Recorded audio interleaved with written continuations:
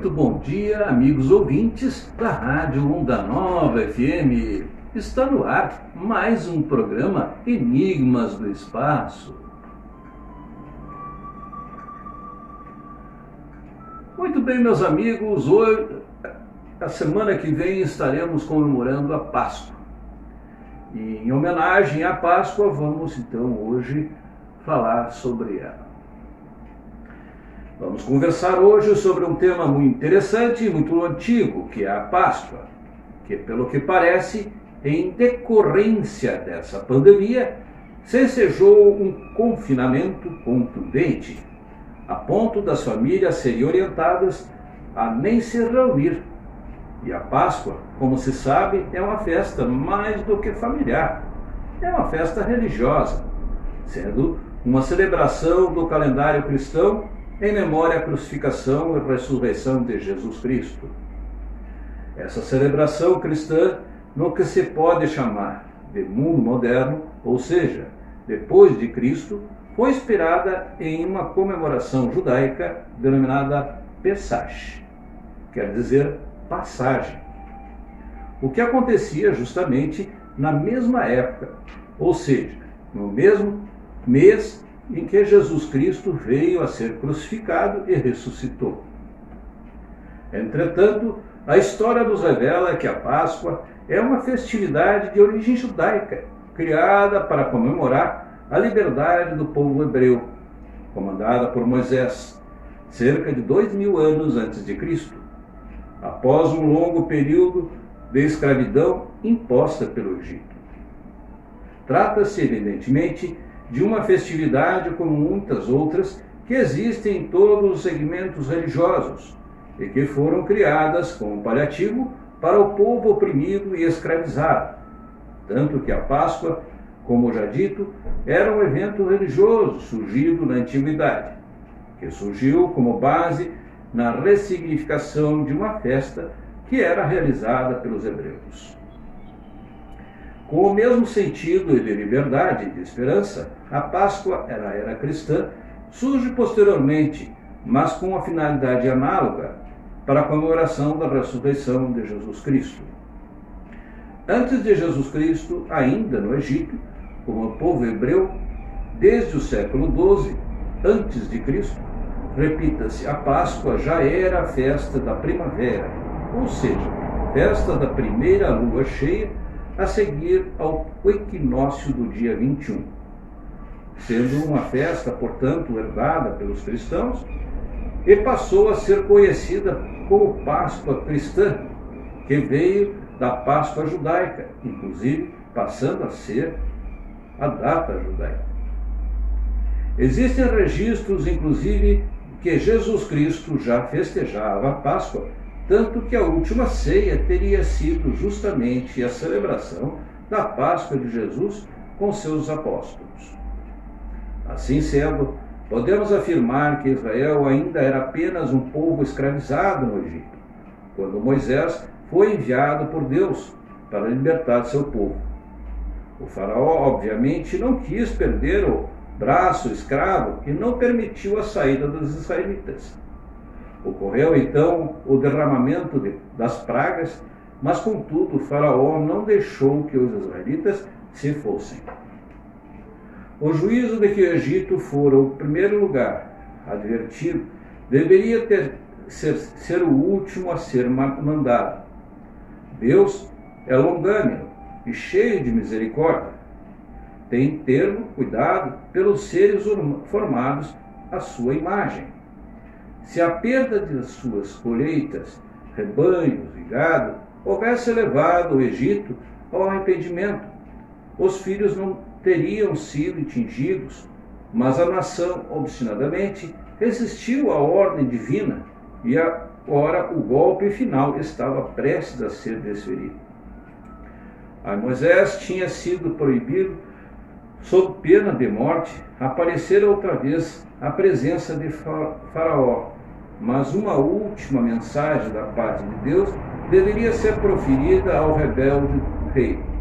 E novamente o Moisés veio perante ele com o terrível anúncio: assim o Senhor tem dito, à meia-noite eu sairei pelo meio do Egito, e todo primogênito na terra do Egito morrerá, desde o primogênito de Faraó, que assenta com ele sobre o seu trono, até o primogênito, serva que está detrás da mão, e todo o primogênito dos animais.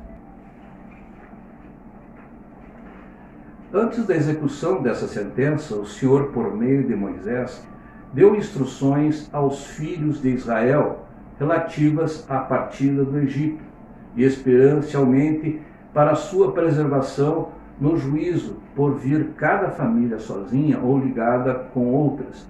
Deveria matar um cordeiro ou cabrito sem mácula, e com um molho espargir seu sangue em ambas as ombreiras e na verga da porta da casa, para que o anjo destruidor, vindo à meia-noite, não entrasse naquela habitação.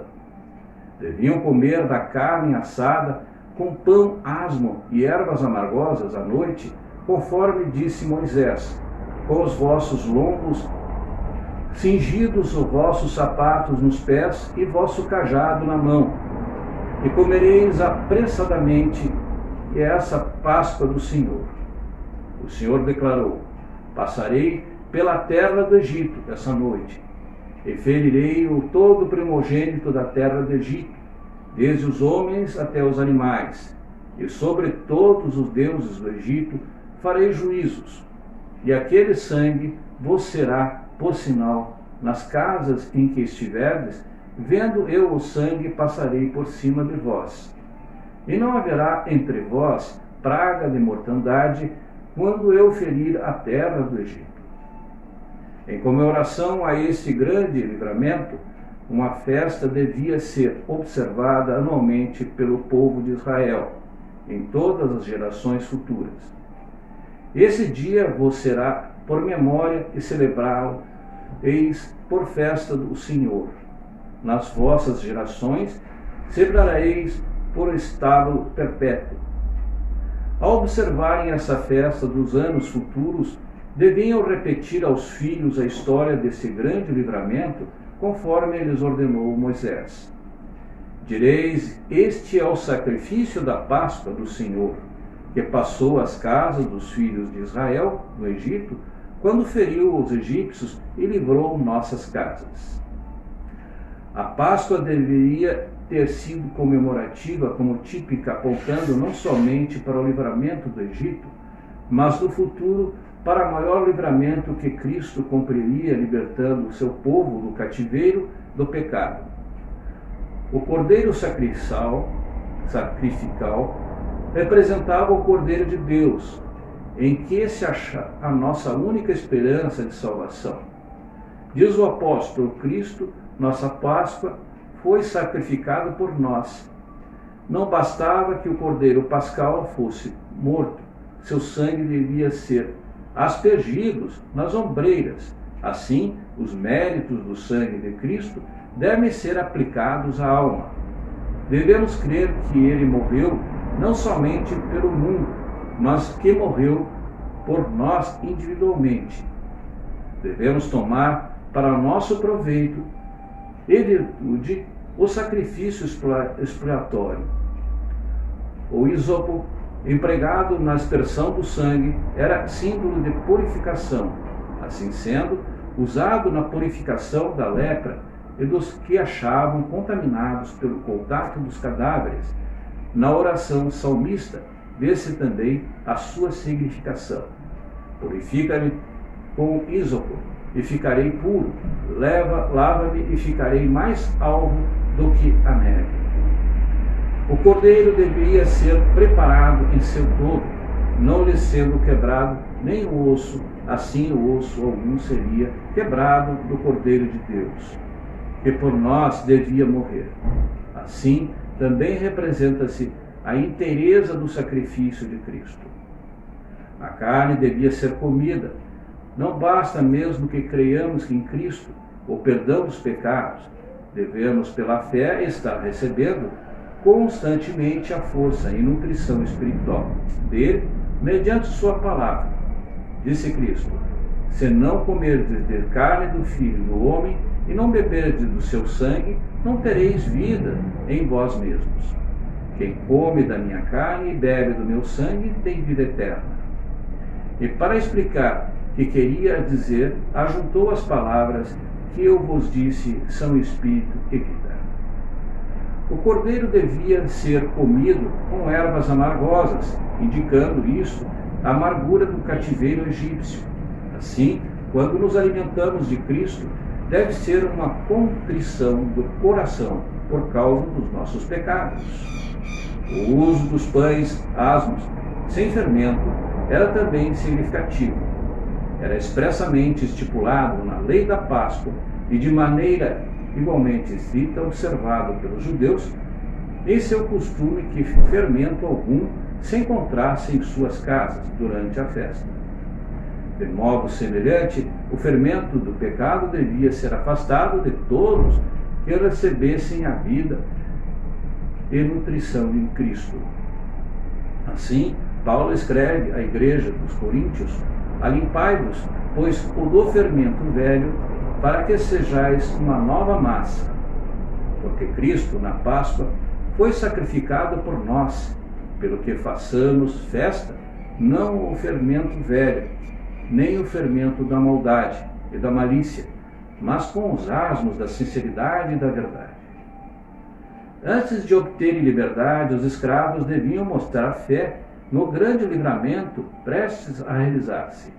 O sinal de sangue deveria ser posto em suas casas, e deviam, com as famílias, separar-se dos egípcios e reunir-se dentro de suas próprias habitações.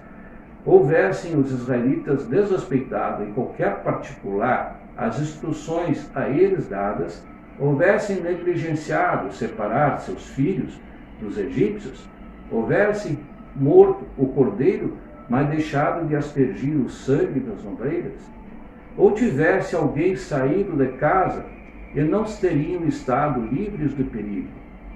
Poderiam honestamente ter crido que haver feito quando era necessário, mas não os teria salvo da sua sinceridade.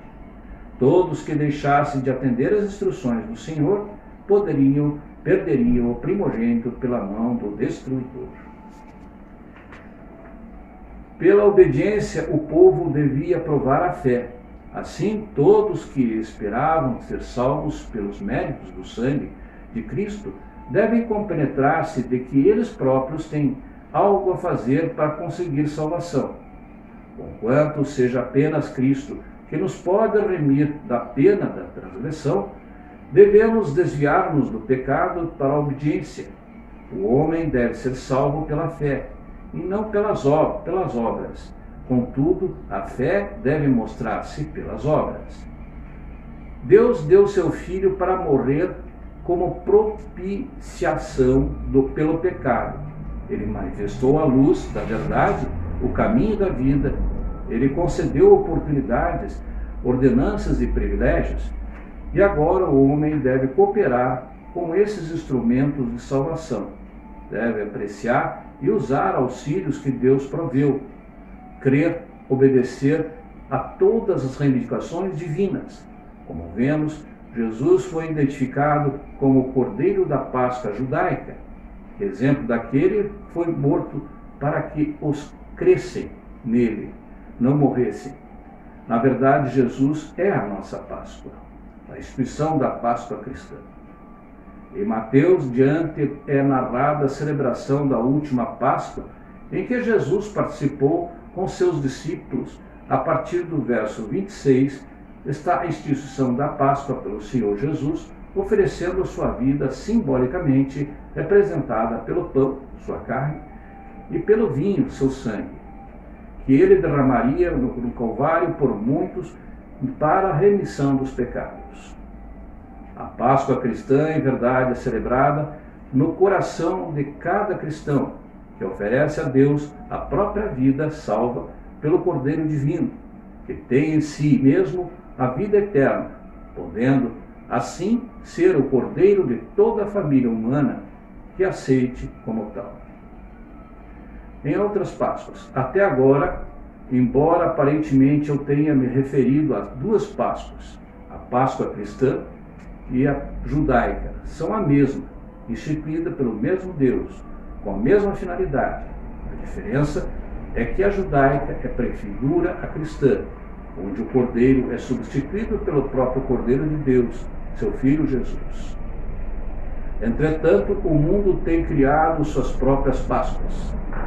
Assim temos a Páscoa dos coelhos da Páscoa, dos ovos de chocolate, que nada lembram a salvação da qual Deus nos tem feito dignos. Desviam nossas crianças do verdadeiro sentido da Páscoa, não deixando ver que estão perdidos, necessitados de alguém que os substitua na morte. Há apenas a alegre festa dos chocolates, onde tudo parece estar muito bem, ninguém com pecados a resgatar, ninguém necessitando de um Salvador, mas apenas aguardando uma festa totalmente distanciada do verdadeiro cristianismo.